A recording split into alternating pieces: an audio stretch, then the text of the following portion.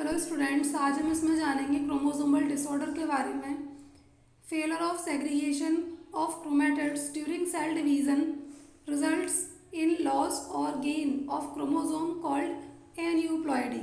The failure of cytokinesis leads to two sets of chromosome called polyploidy. अब देखो, chromosomal disorder में क्या हो सकती है, एक तो एन्यूप्लॉइडी वाली कंडीशन देखने को मिल सकती है और दूसरी पॉलीप्लॉइडी वाली कंडीशन देखने को मिल सकती है। एन्यूप्लॉइडी वाली कंडीशन कब देखने को मिलती है? सेल डिवीज़न के दौरान, जब क्रोमैटिड्स सेग्रीगेट नहीं हो पाते हैं।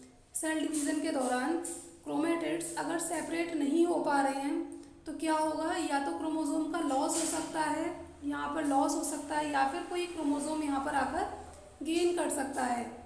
और इसी प्रोसेस को क्या कहते हैं? एन्यूप्लॉइडी कहते हैं। आपने नॉर्मल क्रोमोसोम कैसा देखा है? आपने क्रोमोसोम नॉर्मली इस टाइप के देखे हैं। अब जब सेल डिवीज़न वाला टाइम आएगा और उस दौरान क्या हो कि जो क्रोमैटिड है, जब ये सेग्रीगेट नहीं हो पाते हैं तो उसकी वजह से क्रोमोसोम इसमें कोई दूसरा इस तरीके से ऐसा स्ट्रक्चर देखने को मिल सकता है क्रोमोसोम का, तो ये एक नॉर्मल क्रोमोसोम नहीं है, तो इसकी वजह से एन्यूप्लॉइडी हो सकती है। या फिर यहाँ पर जो क्रोमैटिड है वो अगर सेग्रीगेट ना हो पाए और इस तरीके की कंडीशन भी देखने को मिल सकती है, तो ये भी इसकी वजह से भी क्या हो जाता है, एन्यूप्लॉइडी हो जाता है। ठीक है, इसी को क्या कहेंगे? एन्यूप्लॉइडी कहेंगे।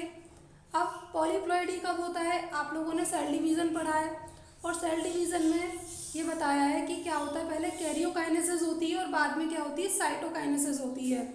कैरियोकाइनेसिस में क्या होता है कि जो उसके अंदर जो न्यूक्लियस है, सेल के अंदर मिलने वाला क्या होता है, ये सेल है और सेल के अंदर क्या रहता है, न्यूक्लियस रहता है। तो पहले न्यूक्लियस डिवाइड होता है और उसके बाद क्या होता है, ये साइटोप्लाज्म डिवाइड होता है। अब मान लो यहाँ पर क्रोमोसोम तो एक दूसरे क्रोमोसोम न्यूक्लियस के अंदर ही रहते हैं। अब मान लो कि क्रोमोसोम तो डिवाइड हो गए, क्रोमोसोम तो डिवाइड हो चुके हैं इस तरीके से, बट यहाँ पर क्या नहीं हुई, यहाँ पर साइटोकाइनेसिस नहीं होती है। मतलब इनको होना कैसे चाहिए था, इस तरीके से दो यहाँ पर डॉटर सेल अलग अलग बन जानी चाहिए थी, लेकिन क्या हुआ कि ये सेग्रीगेट नहीं हो पाए और जिसकी वजह से क्या हुआ, साइटोकाइनेसिस नहीं हुई। और साइटोकाइनेसिस नहीं होगी तो सेल आपस में सेग्रीगेट नहीं कर पाएंगी, एक दूसरे से अलग नहीं हो पाएंगी, और जिसकी वजह से क्या हो जाएगा, क्रोमोसोम के दो सेट इसके अंदर आ जाते हैं। क्रोमोसोम के क्या हो जाएंगे, इस तरीके से दो सेट हो जाएंगे। मतलब कैरियोकाइनेसिस हो चुकी है, साइटोकाइनेसिस नहीं हो पाएगी, तो क्रोमोसोम के क्या हो जाएंगे, दो सेट यहाँ पर आ जाते हैं और इसी को क्या बोलते हैं, पॉलीप्लॉइडी कहते हैं। तो ये भी क्या है बच्चों, एक तरीके का क्रोमोसोमल डिसऑर्डर है। क्रोमोसोमल डिसऑर्डर्स की वजह से होने वाले कुछ यहाँ पर प्रॉब्लम्स दे रखी हैं, जैसे down syndrome. Down syndrome is due to presence of additional copy of chromosome number 21। यहाँ पर क्या होता है कि जो 21 नंबर वाला जो क्रोमोसोम होता है वहाँ पर एक एडिशनल कॉपी आ जाती है। वहाँ पर क्या होता है, क्रोमोसोम की एक एडिशनल कॉपी इस तरह से आ जाएगी और इसकी वजह से क्या हो जाता है, डाउन सिंड्रोम होता है।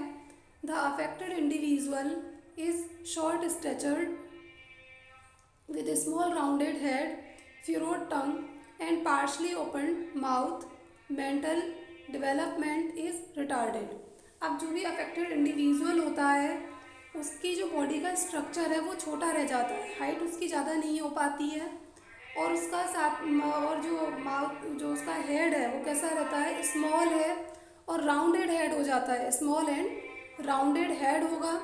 और जो टंग है उसकी कैसी रहती है, थोड़ी सी फिरोड टाइप की सी हो जाती है, और इसका जो माउथ है वो कैसा रहता है, पार्शली ओपन रहता है। और कैसे रहते हैं, इनके अंदर जो इनका ब्रेन है वो ज़्यादा डेवलपमेंट नहीं कर पाता है, तो मेंटली ये रिटार्डेड होते हैं। इनका स्ट्रक्चर ये ऐसा, ये जो है डाउन सिंड्रोम में कुछ इस तरीके से ये दिखाई देता है, जैसे ये ब्रॉड फ्लैट फेस हो गया है इनका, और जो ये यहाँ देख रहे हैं टंग जो है वो कैसी बिग एंड द रिंकल टंग ऐसी हो जाती है, इसमें हम फिरोड टंग भी इसको कह सकते हैं। कंजेनाइटल हार्ट डिजीज़ इनको रहती हैं, मतलब जब ये इनबॉर्न डिजीज़ हो जाती है हार्ट के अंदर तो इसी को बोलते हैं कंजेनाइटल डिजीजेस बोलते हैं इनको। और इनका ये देख रहे हैं हेड कैसा रहता है, फ्लैट, जो इनका पीछे वाला हेड रहेगा वो कैसा रहेगा, फ्लैट सा रहता है। और many loops on the finger tips, और इनके जो फिंगर टिप्स होते हैं इन पर क्या रहते हैं, बहुत सारे लूप रहते हैं। और पाम कैसी रहती, पाम क्रीज ऐसी रहेगी। और ये होते हैं क्या, डाउन सिंड्रोम, कुछ ऐसे दिखाई देते हैं। ठीक है, इनके 21 क्रोमोसोम में क्या आ जाती है कि एडिशनल कॉपी वहाँ पर आ जाती है। नेक्स्ट अब हम इसमें जानेंगे क्लाइनीफेल्टर सिंड्रोम के बारे में। Klinefelter syndrome due to presence of an additional copy of X chromosome. तो यहाँ पर क्या होता है, एक एक्स क्रोमोसोम यहाँ पर आ जाता है। एक्चुअली ये बनने वाले क्या होते हैं, मेल, पर मेल ना बनकर क्या होता है, इनके अंदर एज अ मेल का आपको पता है कि एक्स वाई होता है मेल में, लेकिन यहाँ पर कुछ ऐसे डिसऑर्डर हो जाते हैं कि एक एक्स क्रोमोसोम यहाँ पर एक्स्ट्रा आ जाता है, जिसकी वजह से इनके अंदर फीमेल कैरेक्टर्स भी होते हैं और मेल कैरेक्टर्स भी आ जाते हैं। इन्हीं को क्या बोलते हैं, क्लाइनीफेल्टर सिंड्रोम कहते हैं। और इनमें कौन सा क्रोमोसोम एक्स्ट्रा आता है, एक्स क्रोमोसोम एक्स्ट्रा आ जाता है। अब होता क्या है ऐसे लोगों में, such person have overall masculine development, however the feminine development is also expressed, they are sterile. Masculine development रहेगा, मतलब जैसे मेल की बॉडी होती है कुछ मस्कुलर टाइप की ऐसी रहती है, बट इनमें कुछ फेमिनाइन कैरेक्टर्स भी आ जाते हैं, जैसे कि ब्रेस्ट डेवलपमेंट इनमें देखने को मिलता है। एंडिया नाम की इनको एक डिजीज़ हो जाती है और फीमेल कैरेक्टर्स होने की वजह से, और ये कैसे होते हैं, स्टेराइल होते हैं। और ठीक है, इनको क्या बोलेंगे, क्लाइनीफेल्टर सिंड्रोम कहते हैं।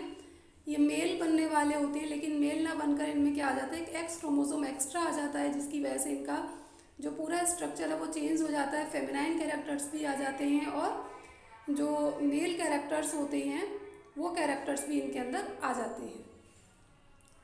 नेक्स्ट है इसमें टर्नर सिंड्रोम। टर्नर सिंड्रोम में क्या होता है, cause due to the absence of one of the X chromosome. यहाँ पर क्या होगा कि एक एक्स क्रोमोसोम क्या होता है, एब्सेंट हो जाता है। ये एक्चुअली बेटा क्या होता है कि फीमेल बनने वाली होती हैं, लेकिन फीमेल का आपको पता है सेक्स क्रोमोसोम कौन सा होता है, XX होता है। अब यहाँ पर जो ये वाला एक्स क्रोमोसोम है ये यहाँ नहीं रहता है, ये यहाँ पर जब गैमीट का फॉर्मेशन होता है उस टाइम पर ये एक्स क्रोमोसोम क्या हो जाता है, मिसिंग हो जाता है, और जिसकी वजह से यहाँ पर कुछ इनके अंदर क्या रहेगा, एक्स, इसको 0 मान लेते हैं, क्योंकि यहाँ पर दूसरा एक्स का पेयर जो है वो आया ही नहीं इनके अंदर। तो एक एक्स क्रोमोसोम क्या हो जाता है, इनमें एब्सेंट हो जाता है, जिसकी वजह से क्रोमोसोम नंबर आपको नॉर्मल पता है ना कितने होते हैं, 46 होते हैं, लेकिन यहाँ पर कितने रह गए, 45 रह जाते हैं। ठीक है, एक एक्स क्रोमोसोम जो 23rd वाला पेयर है वहाँ से क्या हो गया है, गायब हो गया है, और जिसकी वजह से कैसे हो जाते हैं, X0 बोल दीजिए आप इसको, चाहे XO बोल दीजिए, वैसे 0 बोलेंगे तो ज़्यादा बेहतर है। अब इनमें क्या होगा, सच फीमेल्स आर स्टेराइल। अब ये जो फीमेल्स होती हैं ये स्टेराइल होती हैं। ओवरीज आर रेड्यूमेंट्री, जो ओवरीज होती हैं इनकी रेड्यूमेंट्री नहीं, इनकी जो ओवरीज हैं वो रेड्यूमेंट्री होती, मतलब पूरी तरह से डेवलपमेंट इनके अंदर देखने को नहीं मिलता है। They lack secondary sexual characters, और जो सेकेंडरी सेक्सुअल कैरेक्टर्स होते हैं फीमेल्स के, ऐसे कैरेक्टर्स इनमें देखने को नहीं मिलते हैं, और ये स्टेराइल होती हैं। इनके अंदर बेटा जो मेंस्ट्रुअल साइकिल होती है जो फीमेल्स के अंदर चलती है वो भी इनके अंदर नहीं होती है। ठीक है, तो आज हमने किसके बारे में जाना, क्रोमोसोमल डिसऑर्डर्स के बारे में जाना। ये आपका चैप्टर फिनिश होता है। Thank you students.